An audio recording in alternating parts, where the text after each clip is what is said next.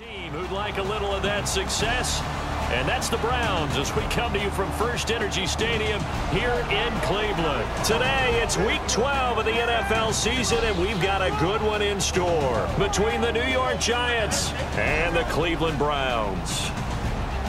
Hi again, everyone. With Charles Davis, I'm Brandon Gaudin. And, Charles, we look at this Browns ball club. And losers their last time out, so they'll look to make amends here. Script in that first drive, pick six. The offense never got a chance to really get oiled up there, did they? But the defense, they certainly got in gear. What a big-time play and a great way for them to start. And now the offense, they've got to turn things around and figure this out because your backs are on the ground real quickly. Yeah, usually when you're starting the game getting the ball, 0-0 is the only score you're worried about. Now the second time you get it, you're already down a touchdown. And now the Browns offense trots back onto the field. And following the pick six, and they have decent field position in throwing that pick six. We'll see how they attack this drive. And I think all you say to your guy is, listen, let's just take care of the football. And right away, he lost the football. And the Giants have it. It's picked up. And he'll take this back down inside the 20. To put it mildly, that is not the way anyone wants to start off a game. Or what I like to call straight-ahead pursuit. A great read, and they get to the backfield. And that is caught. He's got it for a Giant touchdown. Their big tight end, his first touchdown on the year. And the Giants add on to their lead. Sometimes those tight ends are a mismatch. They found the mismatch there. And that's exactly why you want to draw up those types of plays, because coverage is just going to go to the natural guys, the guys that make the big. And he's going to get this back to the 3-yard line and no further.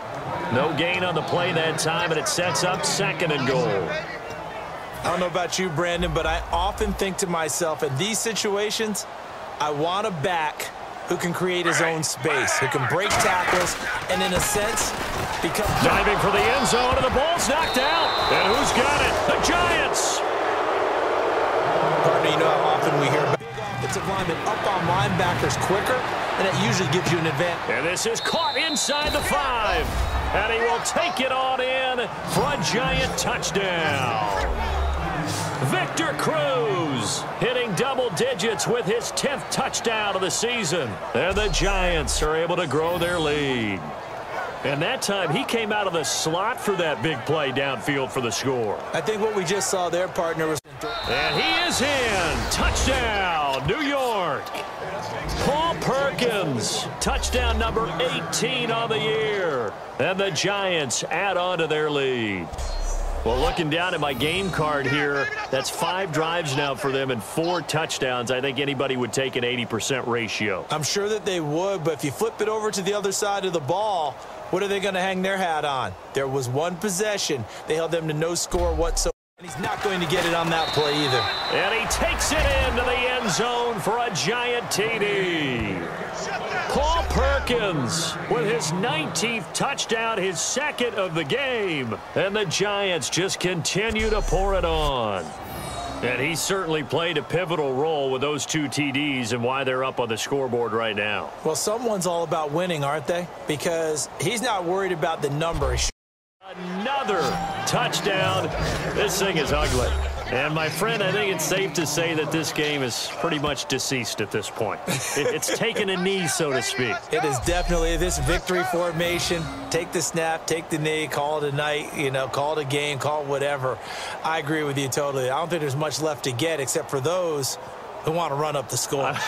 I knew this was over about a minute ago when you took your stat sheet. First down with Griffin. He's got time in the pocket. That is caught right at the 10-yard line. And he'll take it into the end zone for a Browns touchdown. Josh Gordon, his second touchdown on the season. And the Browns make some inroads here on that deficit. Yeah, you heard it, right? Exhale. You heard the exhale, and I'm taking that from their bench because finally, right before the half, one of the dangers of the long field goal, you got to kind of hit it low and drive it. That makes it susceptible to a block here. Not only do they block it, they return it. And how about how well they did on the return, where they didn't create a penalty. Oftentimes in that type of a scrambling situation, someone will clip, someone will block below the waist, right? You name it. In this case, though, that didn't happen. They formed it up, and he took it all the way back for a touchdown. And he's across for the touchdown. Too little, too late, but he does get in for 6. No wonder you're grinning. You just beat me in our fantasy league. Indeed, I did, my good man. Still down very big on the scoreboard, but a little feather in their cap here. And it's a big-time play, and if you don't get energized after a kick return, well, then your team just doesn't have any spark. We'll find out if this is the start of a big comeback or just... Charles, it's one thing to win. It's another thing to win and put up the amount of points that they did. Boy, were they clicking on offense. They can't help but feel great about themselves, can they? I mean, what a game to put up that number of points, continually feeling like they're moving the ball and things are working and clicking.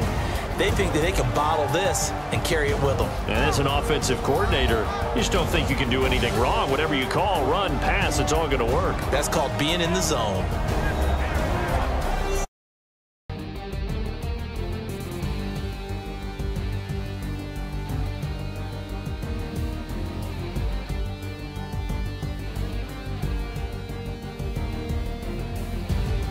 So that's a wrap for Charles Davis. I'm Brandon Gaudin, and this has been a presentation of the NFL on EA Sports. For more, check us out at easports.com.